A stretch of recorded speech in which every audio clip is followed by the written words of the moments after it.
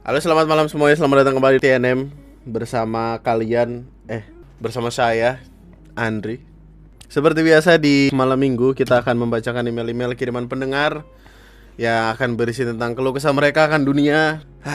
Email yang pertama. Halo Bang Andri, BTW aku tuh channel ini dari waktu Bang Andri cuma coret-coret layar. Terus kontennya waktu itu ada orang pacaran cowok sama cowok sampai tapi kagak tahu kalau itu cowok sama cowok. Hari ini aku mau cerita nih kisah percintaanku ya Bang. Jadi aku punya cowok nih Bang. Cowok aku ini tuh dulu kakak kelas aku SMP dan SMA. Jadi kita satu sekolah selama SMP SMA. Dia dulu waktu SMP udah pacaran sama banyak cewek gitu. Sedangkan aku tipe bocil polos yang kumel kucel. Mana mungkin ya si cowok ini suka sama aku. Apalagi cewek dia dulu cantik-cantik. Apalagi ada yang sedikit barbar kayak pentolan kakak kelas yang hobi ngelabrak adik kelas gitu. Ya takutlah Bang mau saingan sama kakak kelas cewek kayak gitu. Ya udah aku mengagumi dalam dia. Terus tibalah dia masuk SMA di SMA favorit di kota aku. Dan alhamdulillahnya aku juga masuk di situ nih Bang. Jadi satu sekolah lagi deh gitu. Tapi tetap aku belum mampu menggapainya. Tapi di waktu itu dia mulai tahu keberadaanku, cuma tetap sih dia cuek. Ya udah akhirnya ada cowok yang ngedeketin aku. Terus aku juga kebetulan suka. Akhirnya aku punya cowok di waktu itu. Ternyata Bang, mantan aku ini satu organisasi gitu sama kakak kelas yang ini. Aku jadi kikuk dong kenapa berdua cowok ini kenal. Tapi ternyata aku sama mantan aku cuma pacaran sampai 2019 awal ya. Lumayan lah kami pacaran dari SMA kelas 10 sampai kuliah semester 6. Setelah kandas, aku ada cowok lagi sih. Tapi udah yang ini nggak usah dibahas. Soalnya jahat. Udah tuh akhirnya aku putus lagi dan jomblo lagi tahun 2020 waktu corona tuh semua kan orang di rumah. Aku juga posisi baru lulus kuliah di rumah juga pasti sering mainnya pasti sama teman-teman sekolah dulu. Sebenarnya di waktu itu udah nggak ngarep sih sama kakak kelas ini. Karena sebenarnya kami beda agama Bang. Pas di umur segitu aku juga nyari yang pasti-pasti aja ya kan. Tiba-tiba di pertengahan tahun 2021 ada yang reply story aku yaitu si kakak ini. Aku coba respon sih tapi biasa aja. Nggak berlanjut nih obrolan Bang. Sampai di awal bulan Desember 2021 aku coba reply storynya. Iseng aja sebenarnya. Tapi ternyata gayung bersambut sih Bang. Ya udah kami deket, 2 hari chatting intens. Hari berikutnya kami ngedate pertama. Sejujurnya seneng banget sih ini cowok yang aku taksir sejak 2012 bisa ngedate sama aku 2021. Tapi kayaknya karena aku udah glow up jadi dia mau. Dari ketemuan pertama kali makin intens tuh chat nelpon. Karena aku juga lanjut kuliah lagi tuh Bang dan kuliahnya masih online. Kalau aku habis kelas kadang disamperin ke rumah dibawain jajan. Kita dekat semingguan dia ngajak pacaran tuh. Tapi inget masalah kami kan beda agama ya. Jujur aku gas aja waktu itu karena asli orangnya emang baik banget. Terus kata dia juga gak apa-apa sih pacaran beda agama. Sebenarnya aku gak mau ekspektasi banyak karena prinsipku jalanin aja. Tapi dia terlihat sangat serius juga di hubungan ini. Dikenalin ke mamanya tanpa aku minta. Keluarga juga udah tahu. Sebaliknya keluarga aku pun begitu. Tapi tetap mamaku minta dia pindah ke agamaku nanti. Tapi dalam hati kecilku nggak mau paksa dia. Kami berjalan baik-baik aja sampai sekarang. Asli ini cowok baik banget. Berasa cowok yang seiman. Berasa kenapa cowok yang seiman kagak ada yang begini ya yang kutemuin. Karena kuliah aku juga udah offline. Jadi aku stay di Jogja dan dia di Jakarta. Tapi aku seneng effort dia buat selalu ada buat aku. Bahkan kemarin bulan Desember kami anniv pertama. Dia bela-belain ke Jogja nyamperin aku. Soalnya waktu itu aku masih UAS. Karena sebelumnya aku nggak pernah dapet cowok yang se-effort itu. Aku happy sama dia. Tapi nggak tahu endingnya mesti gimana kami Bang. Wow. Kadang cuma berdoa boleh nggak sih sama yang ini aja. Karena yang sebelumnya jahat-jahat.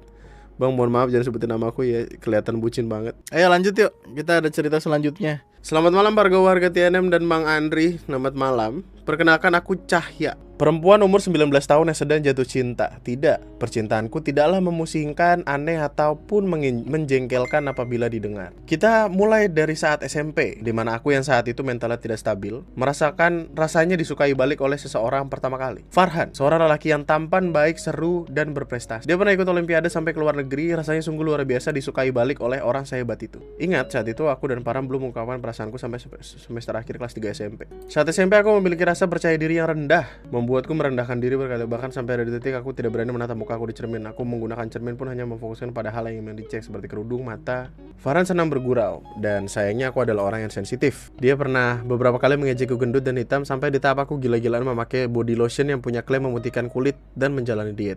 Aku tahu dia hanya bergurau, aku pun juga pernah beberapa kali mengejek hitam dan pendek, tapi tidak sesering Farhan mengejekku. Aditya, sahabat Farhan, dia menjadi tempat aku curhat tentang Farhan. Dia pendengar yang baik, tidak setampan Farhan, tapi dia pintar, pernah ikut olimpiade juga ke luar negeri.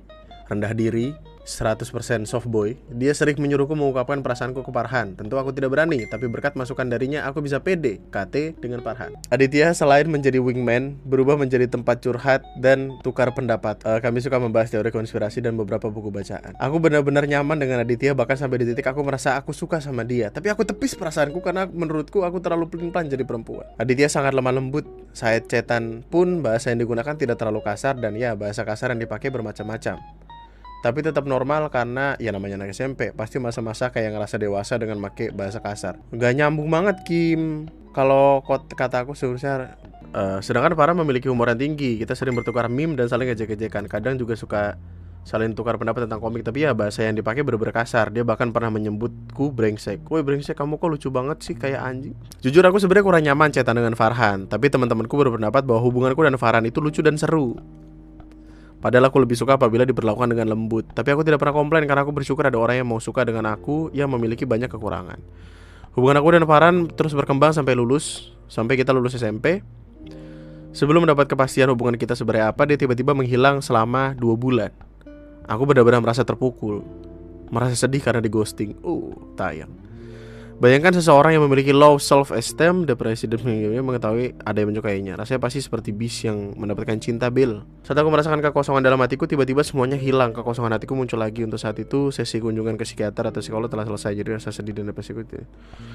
Tapi terima kasih buat Farhan. Selama 2 bulan itu benar-benar aku lagi ditampar sama saat itu aku tahu bahwa dari Aditya bahwa Farhan pergi keluar kota dan masuk ke boarding school. Aku bilang ke Aditya aku tidak peduli. Tapi ya si Aditya yang suka cerita romansa ngompor-ngomporin biar aku lanjut sama Farhan. Kalian bertiga tuh kenapa sih cinta segitiga apa gimana? Aku mulai bisa benar-benar move on dari Farhan saat kelas 2 SMA.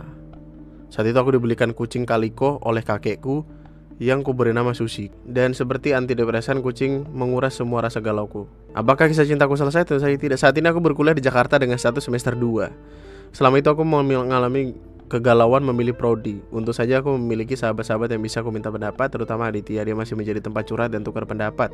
Walaupun tidak sesering dulu karena aku ingin menjaga batasan dengan laki-laki. Saat semester 1, aku mulai stres karena ada masalah keluarga. Malam Edward sudah masalah keluarga, ditimpa pula masalah tugas. Aku tidak curhat ke Aditya, tapi aku curhat di status WA. Ada yang membalas curhatanku, tapi Aditya satu-satunya yang menyemangati dan memberikan saran dan masukan. Di saat itu aku benar-benar jatuh cinta ke Aditya. Mungkin perasaan ini ada karena aku merasa kesepian, but I don't think so. Setelah masalah keluarga selesai, keluarga aku menjadi semakin harmonis. Rasa kosong tersebut hilang. Tentu Aditya tidak mungkin mengisi hal yang tidak bisa diisi. Jadi aku rasa aku menyukainya karena dia membuatku merasa nyaman, merasa didengarkan, apalagi dengan sikapnya yang dewasa, lemah lembut, tutur bahasa yang halus, suka kucing, pintar, masih canggung dengan perempuan dan memiliki pegangan agama yang kuat. Aku merasa tidak tahu diri menyukai seseorang sebaik Aditya. Wah, the real kamu terlalu baik buat aku. Maka dari itu aku berencana menyatakan perasaanku setelah lulus kuliah. Brand before boys, girl remember that. Aku ingin mengungkapkan perasaanku dengan keren. Aku pengen ngasih buket dengan surat yang isinya semua hal yang pernah aku tulis tentang dia saat wisuda. Kalau ngerasa gak pantas ya masa diam aja. Aku harus dorong diri untuk memantaskan diri. Oke. Kenapa gak nyatain sekarang aja? Aku gak mau, belum siap apabila hubungan pertemanan kami hancur. Aku gak mau hubungan kita jadi canggung kayak aku sama Farhan. Aku gak suka ngebayangin rasanya menjadi asing dengan orang yang aku sayang. Aku gak minta pendapat sih Bang, tapi kalau Bang Adi mau melontarkan pendapat, saran, kritik, aku terima dengan senang hati. Buat Farhan, aku harap hubungan kita bisa jadi akrab kayak awal-awal. Aku tidak akan menyalahkan siapa internet. Mungkin aku tidak akan bisa menjadi aku yang sekarang. Oke. Terima kasih untuk kenangan manis dan pahit. Melewati masa-masa itu. Sekarang itu semuanya masa lalu yang kita sepakati dalam diam bahwa semuanya telah selesai. Buat Aditya, aku suka kamu. Maaf aku tidak bisa menyatakan aku cinta kamu. Konsep cinta antara pria wanita masih terlalu berat dan luar biasa untukku. Terima kasih atas ribuan paragraf rasa yang mau kamu baca dan mau kamu mengerti.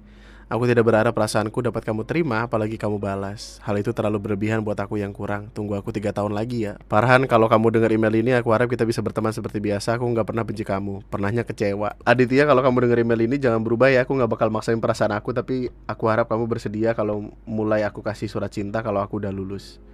Kalau kamu punya orang yang kamu suka, aku bakal mundur. Tapi kalau belum ada status aku tetap gas ya. Kecuali kalau kamu bilang enggak, aku bakalan berhenti. Makasih Bang Ari udah mau berjaya.